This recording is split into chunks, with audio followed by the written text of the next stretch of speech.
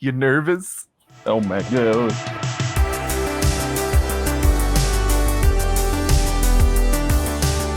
Hey, how's it going, everybody? Portable Trevor here, and today I have a very special guest. He is my roommate. He is an incredible filmmaker. He has been a really good big brother and mentor to me over the past year. He's just an awesome dude. I can't wait to talk to him. Please welcome James Wightman. Oh my gosh. Bing, bing, bing, bing. How you doing, man? I am doing great. I am below you. I think you're right up there. Yep. We do live in the same house. Yeah, it was same situation as Nathan. It's just so funny because I've been at least like a couple miles away from all of my guests, but I'm a couple feet away. I was hoping to give some trivia to all your viewers about us being roommates if they didn't know. Just make it a mystery. Fun facts going in the IMDb trivia section. We were roommates. I have always loved those facts, like Justin Timberlake and Ryan Gosling, like living in the same house. Oh yeah. Kids. I thought you were saying like shitty movie facts. Oh no, like it's like just those kind of fun facts, like they were friends. They are not just random people. Like sometimes Hollywood is connected. We are the new Mickey Mouse Club. Please, I would love that. But James, like, as it says in your title, music video filmmaker, why don't you tell the people a little bit about what you do? I am a freelance filmmaker, primarily in the music industry. I do music videos. I do lyric videos. I hire you and other people in our house to work on them from time to time. I don't know. I'm part of the Thunderdome school of influence, I guess, along with Nathan and a lot of others. Yeah, I don't know. I mean, who does know you that doesn't know me? I guess at this point, we're doing a lot of the same stuff. That's pretty true. Well, at least in Atlanta, there's a lot of people on the internet that don't know her. You do have a lot of other friends, and I do too. Hopefully, some of my my Classic Crime Twitch people are joining in. Yeah, that would be super fun. We don't have any viewers so far, but that's okay because cool. I like to save these, put them on YouTube so everybody can watch the whole thing, see what you missed. But yeah, dude. So ever since I've known James, he's always been just a really creative dude. He's always got cool ideas whenever it comes to music videos and just really any videos in general. So like, I thought we'd take a look at them really quick. So James, why don't you introduce this one? This is James filmed this music video a couple months ago. It is Highlights by the Classic Crime. Yeah. So you want me to just like talk about it a little bit first? Yeah. So I'm gonna play it, and after the video, we'll just kind of go over like what. Actually, I'm gonna put it on mute for a little bit. Okay. And then I'm just gonna kind of let you do a live DVD commentary. Cool. Yeah. Here we go. Yeah, we filmed this. I was on tour with the Classic Crime, which is a independent, like kind of alternative rock band out of Seattle. And we did a West Coast tour, and we had a few days off. So we went to a few different locations, like kind of all across the States. And the order that you see them in this video is the order that we went to these locations on tour on off days. And it was a lot of, it was just me, a guy with a camera, and then the lead singer of the band. We had some, production help as far as like, so this is a lake in the middle of Yosemite National Park. And the shots are beautiful. Yeah, thanks. And we had a guy that was a friend of the band, a fan turned into a friend, who lives on an airstrip right outside of Yosemite. And he flew us to this private lake in a water plane. Like we landed on the water of the lake. And then, so you can see this is just in the middle of this national park. There's nothing around anywhere. I almost threw up when we flew out to this lake for the first time, which you'll see in about a second. But we just came up with an idea that we could realistically shoot on the road. And it's just a lot of like beautiful imagery, with the lead singer sort of like traveling through time and space, maybe like lost or kind of like ungrounded from something, so he transfers right here to the desert. That's my favorite transition. That's so cool, dude. Yeah, this was like our RV was like 50 feet away from like where we filmed a lot of this stuff, like just, you know, angled right so you can't see it. But this was just off the side of the highway in Southern California. I didn't know black in a desert. I didn't know anything. Well, this was like 8 a.m, so it was like still pretty cool. Oh, gotcha. A lot of this video was me having to wake up at like 6 a.m. and then having to get Matt, the lead singer, and Perry, the guy running the camera, awake. And it's like, okay, come on, let's go. We got like an hour to do this. And so then we go to Arches here, which was kind of a last minute thing. We weren't going to film in Arches. We were going to go film in Utah, but then we figured out, or somewhere else in Utah, but we figured out we couldn't get there. So we were like, well, Arches is kind of on the way. And then this ended up turning out so cool. This, again, was like 100 feet away from our RV that we were staying in for the night. And you could just walk out onto all these rock faces here. And this was also my first time being to any of these locations. And a lot of the time it was like, we show up and then you just like want to cry because of how beautiful everything is. And then it's like, okay, the sun is going down. We have like 30 minutes to do this. So you didn't really have time to even like necessarily marvel at it. You just had to get the stuff done and film. Like the total amount of time that we were actually shooting stuff with a camera across all 3 of these locations was, I don't know, maybe a little bit over an hour and a half.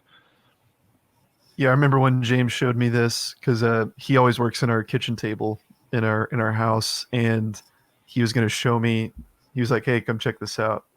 And so I went in, and this isn't like a knock on you, James, but most of the time, whenever I picture like James' music video, I think of like these like super gritty, just like dirty music videos. Oh, and sure. And so when I saw this, I was like, wow, this was like beautiful. Like it was so cinematic. The shots are just so dope, man. Oh yeah, and then this last part we filmed after tour was over. We just set up a black paper in a friend's living room, and then Matt sent us all these videos of his kids and his wife, and then we just kind of projected them on his face, and then had him like sing along the bridge and the chorus part again. And then some of them, like the very first shot is like super wide looking. It looks sort of like the Stranger Things, like where Eleven goes when she does her psychic powers or whatever. Isolation tank. Yeah, but that black was, I mean, the black paper was only like an extra 2 feet to the sides of him, so we've like extended it in post to make it look like he was in like a massive room. Mm-hmm. So how did you accomplish a lot of these shots? As far like, what do you mean? Just as like, you know, getting that look, that really cinematic like travel look.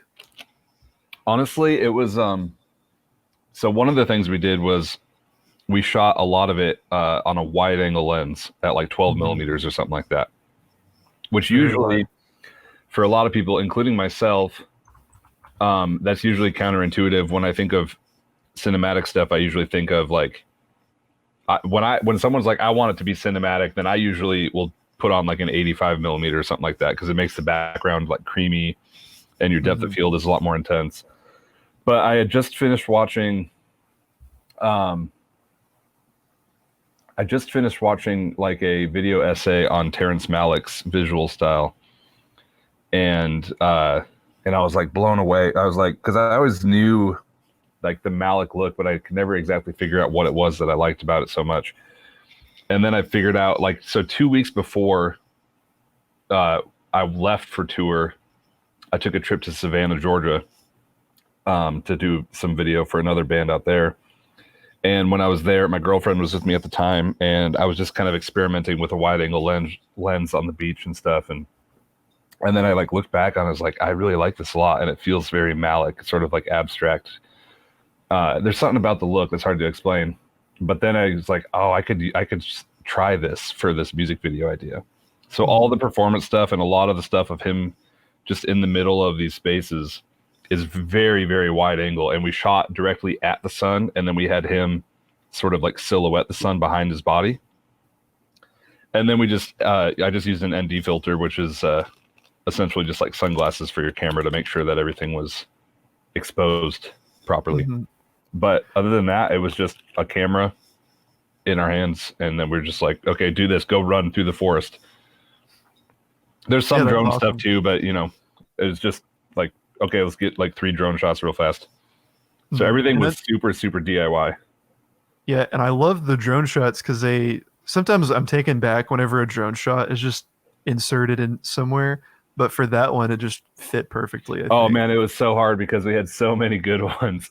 Like there were so many shots in the desert that I was like, oh, this is so cool, but like I don't have any time to use it, and like it doesn't work. So I have like the whole hard drive folder of like drone stuff from the desert that looks amazing, and it's like desert as far as you can see, but I just didn't have the time in the video. Like, you know, the song is the song, and it's not going to change. So I had to find the right spots to put them. But I was like, I died a little inside, like not being able to use those. But you know, sometimes you got to know when not to. Yeah, totally. So we have another music video that you directed and I edited. Oh yeah, And yeah. so John this is Lewis. John Lewis. This was a super fun set, and I can comment a little bit on this because I was on set and I edited it, but I'll let James take it away. Yeah, this was well, I had a weekend where Saturday night I filmed this in Nashville with you and a bunch of other friends of ours. Mhm. And then Sunday night we filmed another one. And earlier in January, I did a big music video for the Classic Crime. That was the biggest crew I'd ever had. But then this was the biggest music video I'd done as far as number of people and like extras, because we had like probably 30 extras there for a house party sort of set piece. Mhm. But yeah, so this band is playing a house show. Our lead walks up here. Isaac Dietz, a friend of ours, was the director of photography for this. I want to comment on this scene real quick. So Mm-hmm. when editing, me and James went back and forth on how to do this transition that's about to happen. And it was a little tricky, but I think it turned out really cool. Yeah, this was probably the hardest part of the video conceptually beforehand and also in the edit. So he just turns Mhm. into a little kid once he sees this girl. And if you hear the song, it kind of it doesn't sell as well without hearing the music, which is fine. But um, we also our male adult lead never showed up, so we had to take one of Mhm. the other people that was like an extra and cast him in it last second. And then we had to take some of the group shots out because he was in them. I'll turn the volume up just a little bit so people can hear what it's Mhm. like. But yeah, keep talking, man. Yeah, I mean, this was so fun. It was my first time working with, well, I had worked with one kid actor before, but that was like a much more abstract kind of thing where I didn't really have to give him a lot of direction. This was like child actors actually acting and having to direct them, you know, properly, which was a new experience for me. Mm. But the kids did great, and then the band did great, and all the extras were super fun. We had a lot of production help to make this possible from just like a ton of people. Mm. Shout out to Ben, who's playing the drums, who's like also sort of the producer of this album, which people should check out. It's probably my favorite indie album that's come out this year. Yeah, But John has a lot of really fun tracks that I enjoy, especially yeah, this one. This one's my favorite. It's so fun. this whole album is great. Really, really well done. John Lewis deserves a lot more streams and cred and notoriety than he has right now, but Yeah, go check out John Lewis. Great he's doing artist. he's doing some good stuff. Yeah, this video, I mean, you really got to watch it on purpose, like, and pay attention to it to really get the whole thing. But basically, this guy turns into a kid when he sees this girl, and then the rest of the video is his journey to try and get up to the front of this party. And he gets there and he's serenading her during the bridge. And there's something, you know, sort of magical about the song and the space and trying to create some sort of a, you know, nostalgic throwback vibe here. Mm. And then through the power of music and love, Whoa, she's now a kid now. she also transforms. I love all these reactions. The Everyone reactions is are so funny. good. The third guy's reaction kills me every time. That little girl was okay. So I totally forgot about this until we're just like rewatching it. Uh-huh. That little girl showed up. Like, well, I'm trying to even remember this. So we showed up. We showed up early, and then we were told, okay, the little girl can only be here from like 5 to 6 or something like that. And well, it's not even going to be dark until 6, and the music video takes place at night. So then Audrey, our AD, got in touch with the parents. Like, is there any way we can push that back at all? And then they're like, yeah, okay, we can be there from 5 to 7. Well, then they showed up at 6. Yeah. And no, it was like 6 to 6:45. So then they showed up and we're like, oh my gosh, you guys, we have so much we have to get so fast. So we were running all over the place. So we had to get all the treehouse stuff. And then we had to get all the stuff with both the kids at the end. And that poor girl just got thrust into this situation where it's like, okay, stand here, and then everyone's going to go crazy, and then you like party. And then she'd been there for like 10 minutes, and then everyone is just screaming around her, like as loud as they possibly can. And she had such a tough time. Can you scroll back to that reveal of her? Because that's her shocked look on her face is actually her shocked at just everyone screaming around her.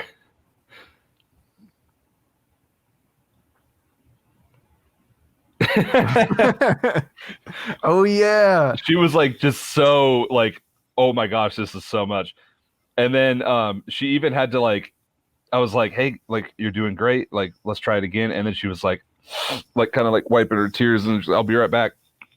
And then she like ran to her mom, she cried, and then she just like came back and she was like, okay, I'm ready.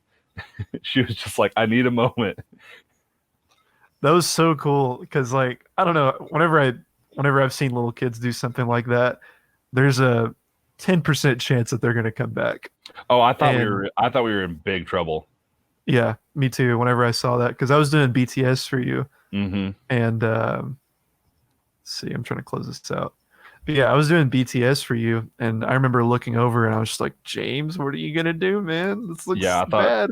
I started thinking in my head, like, how do we change the entire concept of this video? Because I thought that we were in really big trouble. Yeah. So I feel like that's a lot of what filmmaking is just rolling with the punches. As Isaac Dietz once told me, he relates filmmaking to boxing. And in boxing, whenever you get punched, you can't blink. You got to keep going. And I think that's a really good analogy for filmmaking. And that whole night, you didn't blink. Like you kept rolling, and you were just like, all right, how can we creatively like work around these obstacles? Yeah. I don't. I mean, I guess I ascribe to a similar philosophy, and I think maybe part of the reason I like film is because I like chaos and I like the environments where you don't know what the hell you're supposed to do. It's not the best for my health, physically or mentally, to like do that all the time. I like to have the occasional set where stuff goes right. But I like living in the moment of that, like especially because it's so collaborative, and then like one person who's being relied on for a specific job like doesn't do it, and then it's like, well, what are we gonna do? Who's on the team? Who can get this done? Right. We got some comments. My dad said, "There's James." There. Hey Tracy. And our friend Denise said, "Hey homies, what's up, homie?" Oh hi, D Nice. It's D Nice. Oh yeah, man. I think she put a little testosterone symbol in there because we are men. But yeah, every time I've been on set with James, it's usually been pretty chill, and I never see him just like hyperventilating like I've seen on some sets in the past. So where do you think you've learned to like just stay chill and think about what you're doing without overreacting? Well, the first thing is that I'm not chill at all. I just like know how to keep it inside. It's all, I mean, like a lot of that is a show, like very often, because I'm like, you know, when you're on the phone and you have to like walk around, I always, when I'm like on set for music video, I cannot stop moving, because like if I do, I'll lose my mind, because my heart is pounding a mile a minute, And I'm like, I have the hardest time keeping track of things in my head when I'm like in the middle of a set. Like, cause I'll be like, okay, we need to get 6 performance takes like from different angles. And then during take 4, I'm like trying to figure out, you know, like, okay, we're in the thing doing it right now. And then how many takes did we do? And then it's just like, I can't concentrate on anything. Mm-hmm. It's so hard. But I mean, I think the best thing that I figured out was like, if I have people around me that I can trust to do a job, then that's the thing I don't have to think about anymore. Right. So one of the most important things that I tell people when I hire someone for like an AD role, like, so I had Audrey, our friend, AD, the John Lewis shoot. And I had a meeting with her and Isaac and then Josh Valentine the night before. And she was asking me all these questions. And most of the time my answer was like, honestly, Audrey, I don't want to make the decision. I want you to take care of it because like I'm not going to be able to come up with a good answer for you. You have the brain to do this in this space and my brain is broke. Like for the next 12 hours, like I'm not going to be able to think of anything. Mm-hmm. A lot of people are really good at thinking creatively on the fly. I'm not. As much as I like the crazy environments like that, I really need the stuff figured out in my head beforehand because I can't come up with new ideas on the spot when I'm actually working. Mm-hmm. It's sort of like I can't read something out loud and then also have reading comprehension of what I'm reading at the same time. I need to read it in my own head to be able to understand what it says, or I need to perform the act of reading it out loud, but I can't do both. It's something that I've loved since we moved to Atlanta. And this isn't like a knock on my friends back at home, but it makes a huge difference whenever you surround yourself with people that know what they're doing. Mm-hmm. Like whenever I've been on sets with like Deanna or Jesse Galeos, whenever something doesn't go right or just something doesn't work, there are people like that are always able to be like, hey, Trevor, what if we tried this? Mm-hmm. And I'm like, yes, let's try that. So I think that's so important to do that. And for you, you know, you had like some of the best people in Atlanta. You had Audrey and Isaac at your side, so they knew exactly what to do in situations where it may have not looked super great. Yeah. I think as out of necessity, not out of like some noble thing or whatever, but I think out of necessity, I direct in a style where like I put a person in a position and then I'm like, don't talk to me about this ever again because I don't have any clue. Mm-hmm. It was the same. We did a music video right after that for the band Artessa, which we're like good friends with. And I hired our friend Mary Beth, who's on your show tomorrow night, to do the wardrobe and set deck. And I was like, look, I'll pay you this amount of money. Here's the concept of the video. You understand it as well as I understand it. This is yours now. I'm going to ask you for what we're doing, not the other way around. Mm-hmm. And maybe that's a good thing as a director, or maybe it's a bad thing. I have no idea. But I need it because otherwise the product will suffer because I can't. Yeah, I think the pressure. I think the pressure of like, you know, not having a studio or a label like paying you, like the band is just paying you, is I need to do everything myself so I can get the most amount of money. I think that's a lot of people's mindsets. Mm-hmm. So when do you think it's necessary to pay other people to do jobs that you don't want to deal with? That's a good question. That's a really good question, actually, because I struggle with I usually on like I don't know, like, because I've done 5 or 6 music videos so far in 2020. Mm-hmm. And I think so. John Lewis, I made an okay amount of money. But I spent everything that I possibly could to not lose money. Like up until the point where it's like, if I spend any more, then I'm going to overall lose some. Mm-hmm. But I think every other video I maybe made like I'm usually the last person that I pay more, is more or less like the point that I'm saying. Um, and like, that's not to say I'm not, I'm not some like virtuous leader or anything. Cause like I do other videos where I make plenty of money, but I guess it's like, are you doing this for the money, like a specific project? Are you doing this project for the money, or are you doing it for something else, or are you doing it for a combination of things? Mm-hmm. And if you're doing it for the money, then like do everything yourself because you can, and then you'll save money that way. I could have done all these music videos on my own. They would have looked different, but they still would have been good enough, just in a different way.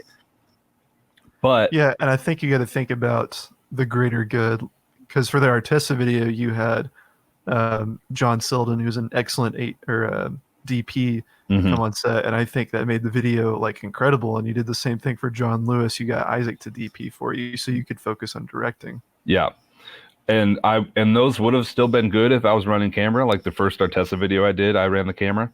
Mm-hmm.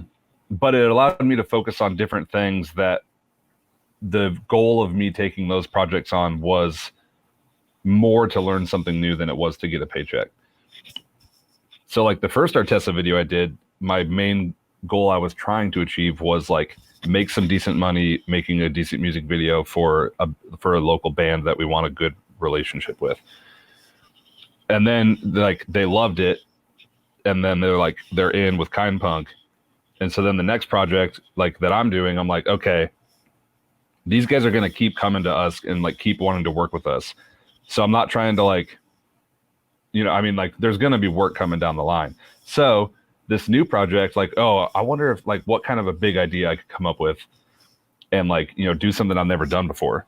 And that was like, we had like 40 extras on set. And then I like had someone like only in charge of wardrobe, and then like had like an actual actor in like the main role of it, and like hired a really good DP and got to see how he worked on the set compared to how I would. And hired like a guy to do grip and gaff, and like, and then, it was just like, I learned a lot more about seeing the way other people worked in those situations where I didn't really even do that much other than like, I was the director, but I worked a lot as a producer to just kind of put people in environments to work. And then I got to kind of just like watch and like see what was going on and like learn from people that work differently than I do. Mm-hmm. And I made like $200 on that whole thing, which was like, per hour is like a measly amount, but I learned a lot from it. That's awesome. Another thing that I've been seeing in the freelance community is this like argument of, don't ever do anything for free. Like you're worth so much more than that. Mm-hmm. Or, you should start out doing things for free. Do you remember, did you start out doing things immediately for free, or did you start paying or asking for money? When do you think that, line that you cross is whenever you can say, hey, I think I'm worth something, so please pay me? Sure. Yeah, that's a good question. I really tried to make sure I didn't have to pee during this interview, but I really have to. So let me go pee and think about it, and I'll be right back. Yeah, totally. Okay, wait a bet. Yeah, I'm very fast. I was gonna play a music video while you were gone, but it's barely even started. But I guess we can talk about this while you answer my question. The Civil Wars video. Yeah, this one's cool. Lowest budget music video I ever did. Didn't even shoot it. You just edited it, right? Yep. They all shot it themselves. I just told them what to do. Yeah. Okay. So when do you ask for money as a freelancer or a new creative? I guess it's just like, I think that you should value yourself, value your own worth, but don't only value it in terms of money. Because money is one thing to get that is useful, but there are other things that you can get that are useful too. So like for example, Isaac DP'd a reshoot that I did that you were at for this local band called Headhunter. And we had kind of already done a day of the music video, and then one of the elements of it wasn't really working. And so I kind of took over doing a reshoot schedule. And then I asked Isaac to be a part of it. And I was like, I don't really have any budget left to pay you, but if you are down to help, it'll be fun. It's going to be a warehouse full of bubble wrap, and we can all skateboard and have a good time. And then we made like a sort of loose terms barter agreement where I would help him with some logo stuff. Mm-hmm. And then he was like, yeah, that's great. He got to do a project that he hadn't really done in a little while. We got to skateboard around a warehouse and board slide a forklift. That was super fun. And then I get to help him on something that I think is cool also. Do I think that he was worth paying money? Absolutely. And if I had the money to pay him, I would, because he's great at what he does. But I mean, I still do work for people all the time where like the value of it to me isn't the paycheck. It's it's whatever it is. It's friendship, it's experience. The Classic Crime video I did for free. It's like hard to explain exactly how it was part of a bigger package of videos, but I was already going to be on tour with that band anyways. And I didn't get paid anything extra to do that. But I got to go to this desert. I got to go to Arches. I got to go to this lake in Yosemite, fly in a prop plane like over Yosemite Valley. That would cost someone thousands of dollars to do, you know? Mm-hmm. So I think you just like need to value yourself appropriately. And like, if you're just starting out, then like, you got to understand that you're not worth that much, financially or skill set wise, but you're worth something. So figure out what it is that you think is worth it. And then like, just be confident with it. Sometimes you like aren't really worth, and I mean, supply and demand is a thing too. So it's like, you might do work that's good enough to be paid $50 an hour, but if you don't have enough people asking you for work, then you're probably not going to get it because you're not in demand as much as you have the ability to supply a service, Yeah, that's always been a tricky thing for me. Even to this day, people are like, what are your rates? And I'm like, I don't really have any. I just do it per project. Mm-hmm. And I'm like, is that a thing? Because I don't know. A lot of people are like, yeah, I charge exactly this much for every project. I don't know the answer to like the per project versus like hourly thing either, because let's say you asked me to like design you a logo and I come up with like an amazing logo for you in an hour. Like, let's say I gave Nike the Nike swoosh in an hour. Do I like, should I charge them hourly, or should I just be like, yeah, pay me like $4,000 for a logo, and then I spend an hour on it, and this is what you get.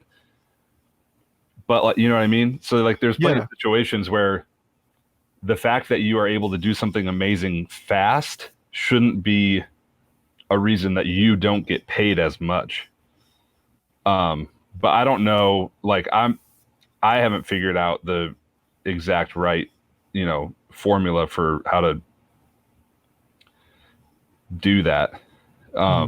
Like one example I can think of, so the Tennessee logo was rebranded like a couple years ago, and the artist was paid $50,000 for it, and there was a huge uproar because it was literally just a red box. The top was blue, it had like a thin blue line above it, and then it just said like in a sans, like some kind of it was some kind of like simple typeface, and it just said TN on it. Oh, sure. And it looked super simple. Yeah, but people that, Tennessee's kind of like a state where people just don't understand stuff like that. Yep. So everybody was like, what? I paid my tax-paying dollars for this? And it's just like, no, he probably went through thousands and thousands of revisions before, whoever was in charge of that was like, this is what I want. Yeah, I mean, really good craftsmen and artists know when to make something appropriately simple. Oh yeah. And you can look at something as someone that doesn't have the skill set and say like, oh, I could have done that, but that's because well, I mean, first of all, you couldn't. If you could have, you would have. But like, I mean, people always have that same, like when Instagram had the new logo, or like, like that stuff happens all the time where people just like look at it and laugh. And it's like, are you kidding? They paid that much money for that. I would have done that for free. You don't know enough to know to do it that simple. Yeah. And it works. So there was, it's a super random thing that stuck with me ever since I was a kid. So I don't know if you remember this cartoon, the Baby Looney Tunes. You remember that? Oh, kind of, yeah. So there was one episode where whoever was their like caretakers, they take them to a museum, an art museum, and Daffy, he looks at, or Baby Daffy, he looks at this painting, and it's just like a bunch of like, it's one of those like splatter painting things, and he looks at it and he's like, "What the heck? I could have done that." And then his like teacher or mentor leans over and he goes, "Yeah, that's the point. You didn't." Yeah. And I think about that all the time whenever I see people make that argument, like, "Man, I could have made that." You didn't though. I almost want to like give them a laptop with Photoshop on it, hand it to them, be like, "Okay, here, you do it. I want to see you do it." Hey, if you're someone that says that about stuff, if you could do it, you should do it. Because obviously someone's making $40,000 to do it. Oh yeah. So like you should do it. Like I remember there was a youth conference in my hometown, and they asked me to make a logo, and I can literally describe it to you. And you can almost picture it. So it was called Jamaroo, and so I was just thinking like, okay, I want to think of this like super simple logo. So I literally made a circle and I put a crooked J in it, and I had it like connect with the circle. And I heard some people say like, "Man, I could have made this." And I thought about the Baby Looney Tunes bit, and I was just like, you know what? You didn't. And it looks better than a lot of youth conference logos, in my opinion. Yeah. I mean, the when has the quality of art ever been determined by how difficult it was to achieve, or how complicated it is? Like that's no sensible metric to determine whether or not something is good. Like Apple's logo is an apple with a bite taken out of it. Yeah, and I've never heard anyone say I could have made that. A 4-year-old can do that. 4-year-olds draw apples with bites taken out of them. They know how. But that's like, I mean, cool. Does that make it not a good logo? Same with same with like, I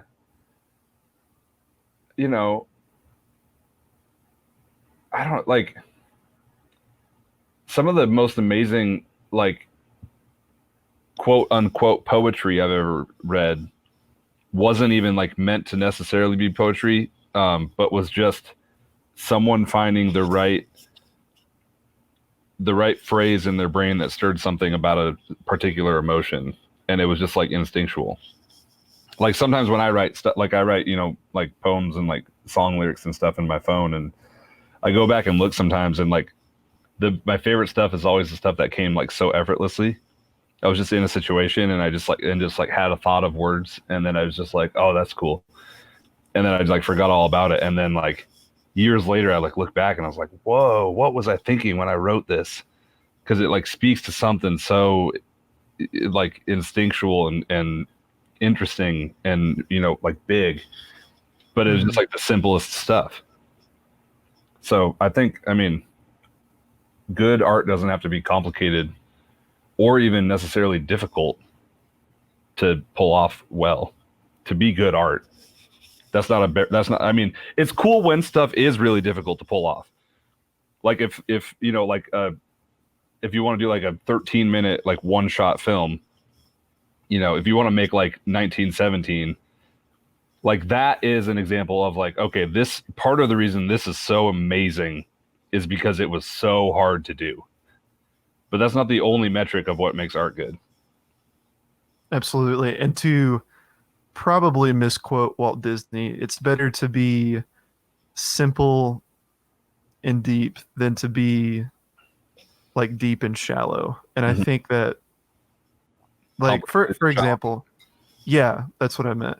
And like one movie I can think of that really speaks to that is Mary Poppins that he made. Mm-hmm. Like the movie is just so much fun, but it had such a deep message that went over kids' heads. Like the message is like be kind to people Mm-hmm. that you wouldn't necessarily want to be kind to or think to do. Sure. And I try to take that true to my films. Like you all know, and you know this too, that I love to make 80s films. And those can be some of the most shallow films you can ever think of.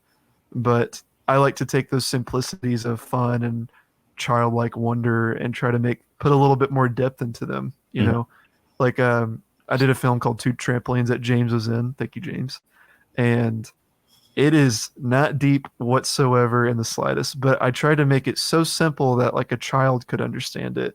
That I tried to put some more intricacies in it, like the scene where you and Alex are talking to each other. I put her up like on this trampoline, and I made you like really big in the shot, and made her like really feel really small because she's like embarrassed Mm-hmm. that you like found her.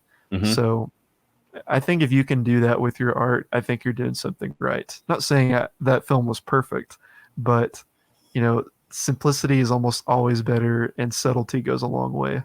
Well, there's something about it, it's sort of a paradox, I think, because like the more that you dive into any sort of art form, so like let's just say like film and more generally speaking, like storytelling, Mm-hmm. you read all these books and you listen to all these podcasts and you like study all these screenplays and you get really, really, really deep into it because there's a lot of stuff that you can know. Mm-hmm. But then the deeper you go, the more you start to realize that it's all extremely basic, fundamental building blocks of like why stories work. And it's Mm-hmm. pretty simple. And the stories that exist, I mean, like The Lion King is like just a repackaging of like Egyptian mythology. It's literally a retelling of Hamlet. Yeah, well, and Hamlet is the same thing. Like Mm-hmm. that's the same story that just keeps going over and over and over again. Pinocchio is like the same thing. Like Peter Pan is like, the fight of like, responsibility or like, like immaturity as a child. Mm-hmm. It's the story of growing up. The stories that stay with us, like they take on different skins, maybe you want to like, our avatars, but it's the same story over and over again. Like the phrase that like there's only five types of stories. Mm-hmm. Ron Howard says he thinks there's only like one type of story. But it's like, like everything kind of falls into these categories. And obviously the more you go into them, they have differences, but the spirit of the things are just the same themes of what does it mean to be a human being? And what is the world like? And it's just exploring those ideas over and over again. Mm-hmm. My English teacher, he told me he thinks there's only three stories. One is a hero or the protagonist is in this world, and he either changes the world for the better, or the world changes him, or he like dies. He thinks like those are the only three stories. He probably said it better than me, but Sure. he got me thinking, and I was like, I don't think that's true. What about this? And then he would just explain the story to me. He was like, that's this story. And I was like, holy crap, that's so true. Yep. Yeah, I mean, they come back over and over. Mm-hmm. And it's crazy once you start to figure out the foundation upon which like The Lion King is built, or Hamlet is built, or Egyptian mythology is built, and you start to realize like the elements of it that are like not just a story to be told, but like oh, what do I think about the fact that people die, or like whatever these universal experiences that we all have. But once you start to figure out that that's what makes these stories up, then you start to see them in everything. Like you remember when you and I were talking on the porch not that long ago about put your hero at a disadvantage if you want the audience to like him. Yeah, I've actually taken that to heart ever since I've made stories. Because, like, so I have a really good feature film idea that I'd love to make one day. And I'm so stuck on what I want this hero to do. And gave me this advice, and I'm sure he can expound on it a little more. Yeah, I mean, this isn't an idea that I came up with, but like, if you want an audience to empathize or root for a character, especially your main character, Mm-hmm. present them with a disadvantage at the start. Like, put them in a situation where they are at a disadvantage and they're trying to accomplish a goal, and then people are going to automatically root for them because we are wired to root for each other in that way. But like, I mean, because I think when you and I were talking about it, we were talking about Back to the Future. Yeah, and I remember asking you, like, how is Marty at an advantage? He's just a guy. Like, he's not like, this special hero, or he's not like, he didn't like lose a leg in a war or something like that. Yeah, well, and he seems like cool, Mm-hmm. but he's also like kind of a nerd. His father doesn't have a backbone. Like, his family life is rough. Like, his parents aren't any good. And then when he goes back in time, then he's like, he's he's like bullied. You know what I mean? Like, he still is not fleshed out as himself yet. Mm-hmm. He hasn't figured out who he is as a person at the beginning of the story, and that's why you like him, because he's being honest with himself, but he's also like, the world isn't accommodating him entirely. Mm-hmm. I think that's another reason why I love that movie so much. And by the way, one of the most satisfying movie punches in film history, whenever Marty punches Biff and then he runs away and they go on that little chase scene. Mm-hmm. Yeah, well, and that's also, I think I talked to you about this, but Back to the Future is like the biggest. That movie was pretty much what put skateboarding on the map as like a viable hobby for kids in the 80s. Especially the second one with the hoverboard. Yeah, without the influence of that movie, skateboarding would probably still have just remained like a weird, obscure, like rebellious thing that didn't make any sense, instead of like becoming like a mainstream kind of staple of our culture. But even when you and I were talking about that, every single movie I watch now, I'm like, the hero, like, that's the hero, and I'm rooting for him because they put him at a disadvantage. And he's fighting against an external obstacle or an internal obstacle, whatever it is. So you just start to see that stuff everywhere. The more you realize like what it's made of, what the skeleton of the thing is, you start to see it in everything in life. Yeah, that's super rad. And to go back to the simplicity of like a lot of art, so the other night we were listening to Sleeping at Last, and I've never really heard of them until Chase was showing me them. And one of the most beautiful songs I've ever heard, I don't even remember the name of it, but one of the lines is, how rare and beautiful that we exist.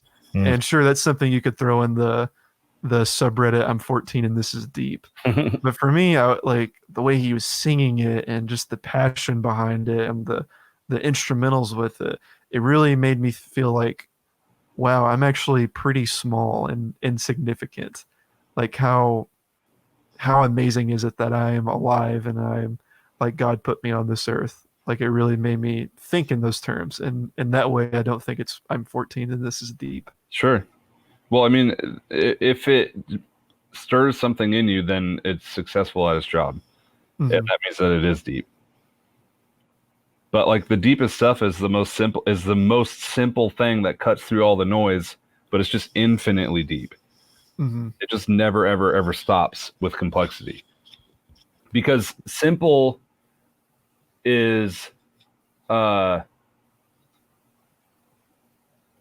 good. Simple is like, you take a lesson, which, people would call these a moral of a fable. That's an example of a simple story with a deep truth, right? It would be like a fable. But the reason that it's successful is because it takes a lesson, it strips it out of its, cultural, the stuff that would get in the way of learning the lesson. It kind of like goes into like the culture and pulls a thing out of it, and then finds like a universal truth to it, and then it puts it into a package that the person listening can understand, but like they might not have if it was too out here, if it was too complex and weird and like, mysterious, or they also wouldn't understand it if it was too specific to like their own understanding. There's like some weird sweet spot of storytelling that's really neat when you can find it. I think that's what Jesus does in the Gospels a lot, is he puts it into a language and a package that the people could understand, but only kind of and only sometimes, because a lot of the people were like even his followers are like, what's this stuff he's trying to talk about right now? I don't get it. Do you? And then like all these masses of people would start to follow him because they really liked what he had to say, but then he would like check them and it'd be like, hold up, I'm trying to do something a little bit more interesting than you are hearing. And then they would leave, or he would leave them because they weren't hearing what he was actually trying to say. Mm-hmm. So I don't know. It's that's where my brain's always at now. That's what actually is tough for me, because I'm also trying to write a feature, but I'm trying to find the simple, deep truths of stuff that I haven't quite figured out yet, which is kind of holding me back from writing, because I'm like trying to make it a little bit too perfect, I think. Yeah, I think another obstacle that I'm trying to fight, and it's one of the first lessons I learned with writing, is don't ever spell anything out to your audience. Don't say what a character is thinking. Mm-hmm. Like, and Aaron Sorkin, he's an amazing writer, and he like talks about his methods, and he's like, dialogue isn't words, dialogue is action and truth. So whatever your character says, it needs to push the story forward. It doesn't need to hold it in one place. That's why Aaron Sorkin's all of his movies are just talking. That's why they're so engaging, is because every sentence is like pushing the story forward. It's not like holding something together. Yeah, and it's funny because you would expect that if you haven't really thought about a Sorkin movie, but you know what it is, you'd be like, well, what the hell are you talking about? Like, all you do is have your characters talk. But like, he has them talk for a reason. They talk a lot, but everything that they talk about is on purpose. Yeah, and I think that's why his movies are more engaging than a lot of action movies. Oh, sure. It's because like in the movie Steve Jobs, like it's so painful whenever he's like putting Apple above his family, and you're just like, dang, like I don't want this guy to be an asshole. I just want him to succeed at what he's doing. But also, screw him for doing that to his family. Right. Yeah. And you think like, I remember I used to think like Sorkin wasn't a good screenwriter because he would just dump exposition. Like, because he would just tell, like, the characters would just be like, you only want this and this and this because of blah, blah, blah. And it's like, why didn't you just show me? And it's like, well, he's actually doing something a little bit more interesting than that. But when I first started thinking about Sorkin, I thought like he was doing it wrong, that he was telling, not showing. But then I kind of you start to figure out that he's actually showing something a little bit more interesting than you give him credit for. Yeah, for example, like in the very first scene of The Social Network, I think it's a perfect example of why Sorkin's an amazing writer. It's almost he's showing you that Mark Zuckerberg, I almost said Mark Wahlberg. He's showing you that Mark Zuckerberg guys, it's me, Mark. I created Facebook. Yeah, totally. Let's go talk to a chicken. But he's showing you that, Mark Zuckerberg is a nerd. He's very socially awkward. He definitely is not as great as this girl that he's talking to, and that is his girlfriend. And it's showing you that these people are like talking over each other because there's just miscommunication. So right off the bat, you're like, this isn't a good relationship.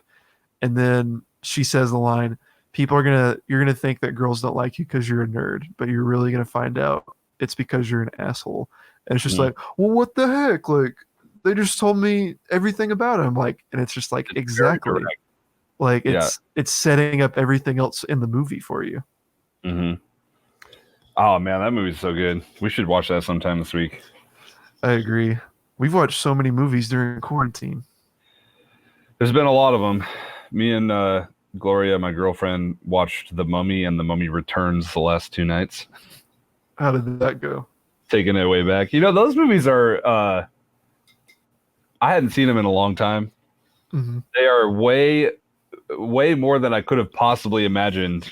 Just 100% Indiana Jones ripoff. Yeah, that was a blatant ripoff to some degree. So blatant, like even more blatant than you remember blatant, but also pretty fun. Nice, pretty fun. But so James, another band that you work or you do a lot of work for is Emery. So can you kind of tell everyone like how you got in touch with them? And I'm gonna play this music video because this is one of my favorite songs off the Eve album. Okay. Yeah, this video is just various live footage. So the video itself doesn't have much of a story. But yeah, Emery is, gosh, when I was living in Atlanta back in 2014, a friend of a friend was like knew a guy that was playing bass for them, and they came through town and they wanted to film some bus videos, some acoustic videos on their tour bus.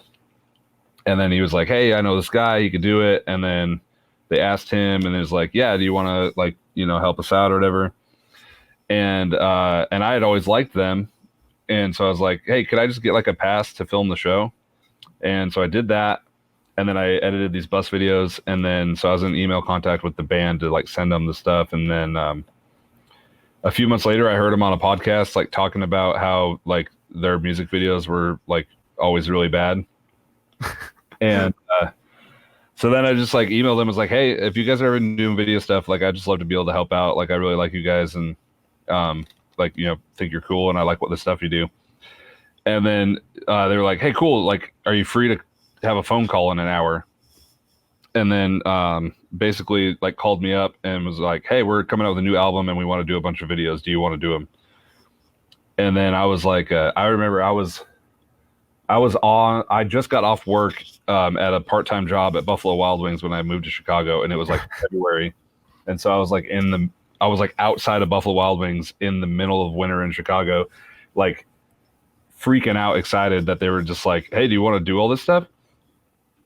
And then it kind of just was that was the story. But basically that they were smart enough to know that I was hungry enough and cared enough to do a really good job for cheap. So a cynical perspective would be that they took advantage of me. A more optimistic perspective would be that they found a smart investment in someone that really cared and didn't have the right to demand a certain amount of money or respect or anything like that yet.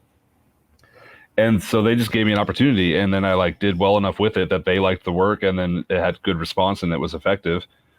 And so then like ever since then I've just kind of been around, and like now it's sort of the opposite, where it's like I could be making more money doing stuff for other people, but these guys gave me a really good chance, and so now I'm getting them a return on investment that's like way, like if you could have said like 5 years ago when I first started working for them, if you would have told them like, "Hey, here's what you're actually gonna get over the course of this friendship," they would have been like, "Are you kidding?"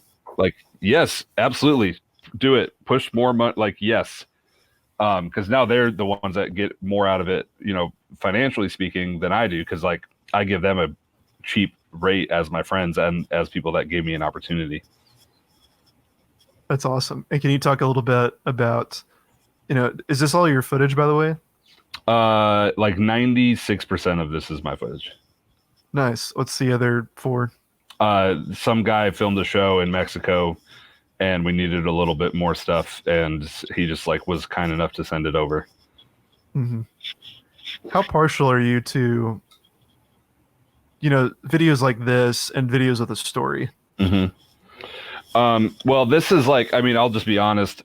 usually when I do like a package deal for a band for videos when they have a new album coming out, um, Mm-hmm. one of the videos is usually just like a live montage video. And like, if you're being honest, it's pretty much like a throwaway idea. That's just like, you guys need content for something, and we don't have the budget to do like really specific cool things for everything. But here's an easy way to make a video that people will like. I always prefer to do something with like a, with a story or a narrative, or at least like an informed or an intentional performance instead of just like a random one. But those take a lot of work and they take a lot of resources, and sometimes you don't have the time or resources to be able to pull them off. So you got to get creative with, other ideas. A lot of times I try and push to do like a lyric video instead of doing something like that. If it's like, hey, we want to do something neat, but we don't have like the time to do something, or we don't have like a huge budget to have like a big production, sometimes it's like a live video, or like there's a few other things that it'll be, but like I usually try and push them to maybe see if they want to do a lyric video, because that's where you can start to play with really weird creative ideas. I think of lyric videos as like a sandbox to play in a lot of the time. Yeah, absolutely. And that made me want to play this, which is one of the coolest lyric videos I've ever seen, and it's from my roommate. I think that's super dope. So I think James, you know exactly what I'm talking about. Which one is it? Classic crime one. The new Take the moment. Moment. Okay. I don't. Is it up? Is it supposed to be up on the screen? 'Cause I don't see it. I'm getting it ready. Oh, okay. I haven't hit share yet. Now it's on there. Yeah, you helped me with this one, Trevor. So we have a shed in the backyard, and that's what that TV was that you guys saw for a quick second. And yeah, Michaela's in this a little bit, our other roommate. I might get her on the show if she's down. But James just used After Effects, and everybody knows how much I love retro 80s, anything retro. Yeah. Well, and the background like waveform elements and stuff like that, I just found those. Yeah. Online. I made all the type, but like all those waves and everything were just free old videos from There's Michaela. And then we put that TV in the backyard and just did some weird stuff with it. And I think this is a really cool take on a lyric video, because I don't know, most lyric videos I see, they don't use live action footage. Mm-hmm. Yeah, I mean, like literally the whole concept of this video was, it started from absolutely nothing. It started from like, hey, we need to do a lyric video. We have no ideas. Like, okay, cool. Well, the album art is colorful, so let's start there. Let's do something with a lot of color. Like, okay, cool. It sounds sort of like, lo-fi, a little like like the filtering on the voice and stuff sounds kind of, a little bit like maybe retro or like digital or something like that. So, and then the album art is called Patterns in the Static, and it has like waveform artwork. So I was like, well, maybe we could find some like waveform visualizations or something, or like make some equalizers or something like that. And then we just found stuff, and then all the type was literally just like, let's try it. I don't know. Everything was just like so fun, a random idea, and just see if it works or not. And then it does or it doesn't. And then the stuff that works, like, cool, let's do that. Whoa. It's really just like playing in a sandbox. Using that kaleidoscope effect in After Effects. Yeah, that's super easy. I need to learn how to do that. Yeah, Chase used that effect recently on a music video, and it looked really good. Yeah. Yeah, I figured out how to do it with the Oh Sleeper video that never got released. Oh. But then I got to figure out a more fun use for it anyways, Mm-hmm. It's like literally anybody could make this and make it pretty easily. Like half the stuff that this text is doing that looks crazy was on accident. Mm-hmm. Chase said, "Shout out to James who helped me figure that out." Shout out to Chase who did a great job. He's right over there. Oh my gosh, he's in the other room. But James, I think this is a good time to close. So, is there anything else you want to tell everyone? Like, what have you been working on that we can look forward to, or I am currently working on a documentary for Bad Christian about the Christian music industry. It's a project that's been in the works for about 4 years. It's finally turning into something that will be able to be shown to people soon. There's not really anything to show right now, but hopefully in the next like month or two, we'll start to really put that together.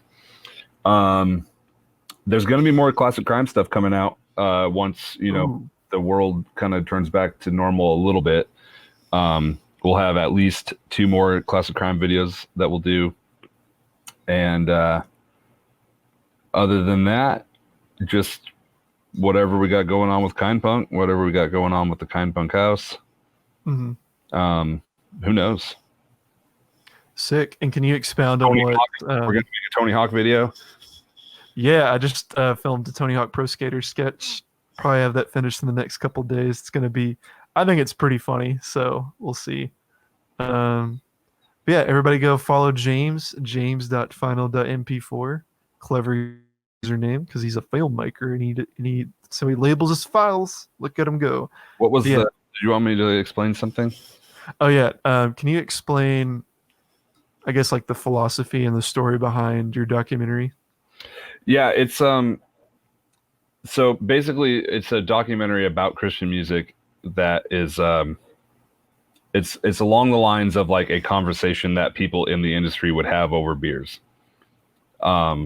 So it's stuff that people in the public don't necessarily really hear if they just like go to like concerts, but none of it is really a secret for anyone that is even like a little bit connected to this industry of commerce and business. Mm-hmm. And it's basically it's not an expose, but it's just an honest conversation about how stuff gets weird when you mix faith and art and money and business, and and it's featuring a lot of people that you may or may not have heard of if you know anything about Christian music. You want to name drop some people? Sure. We got Stephen Christian from Amberlin. We got Garrett Russell from Silent Planet. We got Michael Gunger. Levi, the controversial figure right now. Levi the Poet. You have Levi? He's so cool. Kevin Max from DC Talk. Propaganda. Chad Gardner from King's Kaleidoscope.